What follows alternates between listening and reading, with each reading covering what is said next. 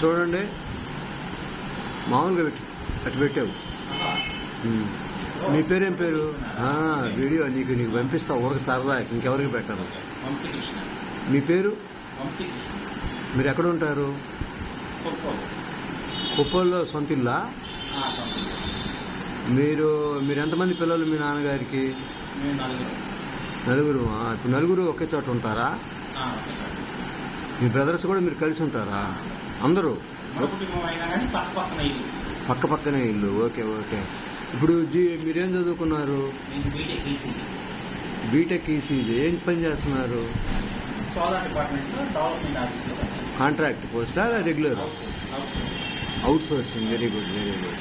ఇప్పుడు మీరు మీ కుటుంబ సభ్యులతోటి ఏదైనా చిన్న చిన్న మనస్పర్ధలు వస్తాయి కదా, గట్టిగా మీ నాన్నగారితో అది ఇట్లా కాదు అట్లా కాదు అని వారి చెప్తారా నిక్కచ్చిగా, లేకపోతే పానీలే పెద్దోడు అని చెప్పి మనసులో దాచుకుంటారా? ఆయన వయసుకు రెస్పెక్ట్ ఇచ్చి అది మనం కలిగించుకోగలిగిన తప్ప అయితే నేను ఆయన వయసుకు రెస్పెక్ట్ గమ్ముగానే ఉంటాను. గమ్ముగా ఉంటారు. ఎప్పుడన్నా మరి మనము తట్టుకోలేదైతే ఆయనతోటి మాట్లాడేది అట్లా కాదు కదా ఇట్లా అని చెప్తారు. ఇప్పుడు మీరు పేద కుటుంబంలో పుట్టాను, నేను మంచి కుటుంబంలో పుడితే బాగా ఇంకా ఎంజాయ్ చేసేవాడిని, బాగా లక్షాధికారిని అయి ఉండేవాడిని అని ఎప్పుడైనా మీకు అనిపించేదా?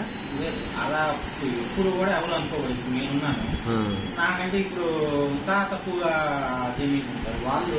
కనీసం నాకు 3 పూట్ల భోజనం ఉంటే చాలనుకుంటా. ఇప్పుడు 3 పూట్ల భోజనం ఉండేవాడు నాకు లగ్జరీగా నాకు బిర్యానీ ఉంటే చాలనుకుంటా. అట్లా మనం కంపారిజన్ అనేది ఎప్పటికీ ఎవరు కంపారిజన్ కాదు. మనం మీ అంతలో మీరు తృప్తిగా బ్రతుకుతున్నారు. మీరు దేవుణ్ణి విశ్వసిస్తారా?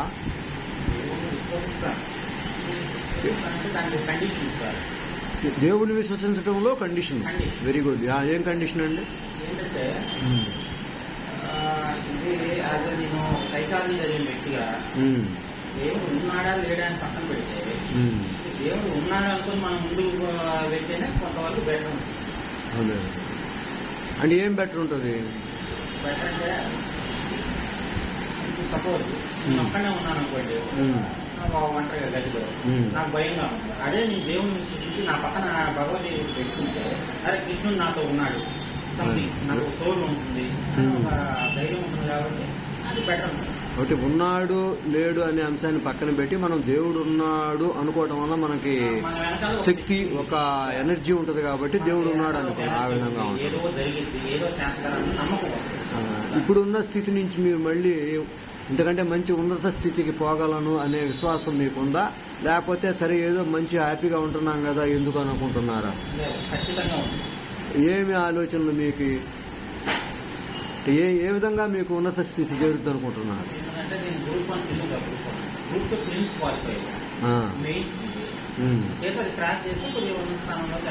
Very good very good. చూడండి, ఇప్పుడు మీరు మీ బ్యాచీలో మీరు చదువుకున్నారు కదా, మీ క్లాస్మేట్స్ వాళ్ళల్లో మీకంటే మంచి మంచి ఉన్నత స్థితికి చాలా మంది ఉంటారు, మీకంటే బాగా డౌన్ స్థితికి చాలా మంది ఉంటారు. మీకంటే ఉన్నత స్థితి వాళ్ళను చూసినప్పుడు మీకేమనిపిస్తుంది? మీకంటే డౌన్ స్థితి వాళ్ళని చూసినప్పుడు మీకేమనిపిస్తుంది?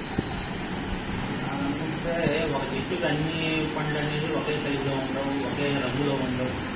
కొన్ని అన్నీ ఒకేసారి రాలిపడవు.